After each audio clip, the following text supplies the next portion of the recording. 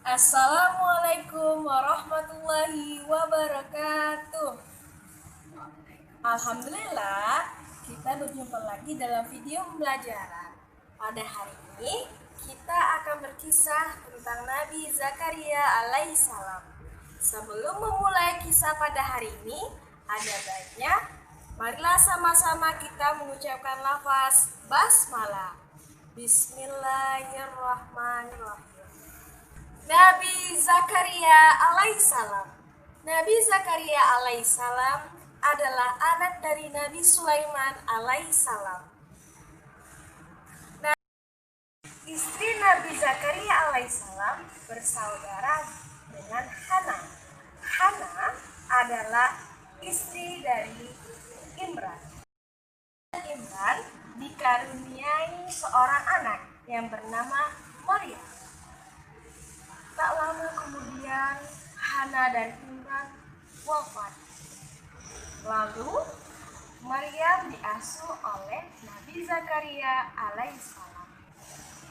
Maryam adalah ibu dari Nabi Isa alaihissalam. Nabi Zakaria alaihissalam sudah berumur 90 tahun. Namun dia belum juga dikaruniai anak. Namun, Nabi Zakaria alaihissalam terus berdoa kepada Allah Subhanahu wa Ta'ala untuk diberikan seorang. Akhirnya, dengan kesungguhan Nabi Zakaria alaihissalam berdoa kepada Allah, ia dikaruniai anak.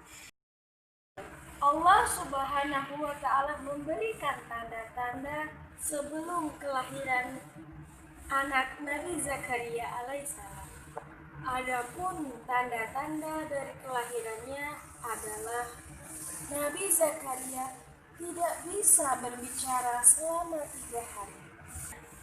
Akhirnya lahirlah putra dari Nabi Zakaria alaihissalam yang bernama Yahya alaihissalam. Yahya diangkat menjadi rasul. Zakaria dan Yahya alaihissalam melanjutkan ajaran kitab Taurat.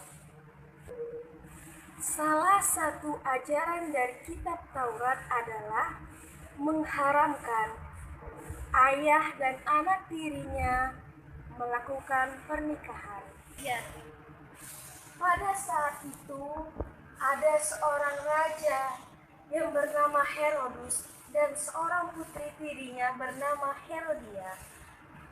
Karena kecantikan putrinya tadi, Raja Herodus ingin menikahi putrinya. Nah, Nabi Zakaria dan Yahya alaihissalam menentang pernikahan itu. Namun, Raja Herodus dan Herodia marah kepada Zakaria dan Yahya. Mereka ingin membunuh Yahya dan Nabi Zakaria. Akhirnya Raja Herodus menyuruh pasukannya mengejar Nabi Zakaria dan Yahya alaihissalam dan menangkapnya. Nabi Yahya tertangkap dan dibunuh oleh Raja Herodus. Namun Zakaria alaihissalam dapat melarikan diri dari kejaran Raja Herodus. Selama pelarian, Nabi Zakaria alaihissalam dibantu oleh Allah Subhanahu wa Ta'ala. Ia bersembunyi di dalam pohon. Akan tetapi, iblis memberitahu Raja Herodus dan pasukannya bahwa Nabi Zakaria ada di dalam pohon tersebut. Hingga akhirnya Raja Herodus dan pasukannya menggergaji pohon itu dan terbelahlah. Dan seketika keluarlah darah dari pohon tersebut. Akhirnya Nabi Zakaria alaihissalam syahid di jalan Allah. Anak ibu yang soleh dan solehah, Apa yang pelajaran yang kita dapat ambil dari kisah Nabi Zakaria alaihissalam? Yang pertama, kita senantiasa optimis dan bersungguh-sungguh dalam berdoa untuk mendapatkan rahmat Allah Subhanahu wa Ta'ala.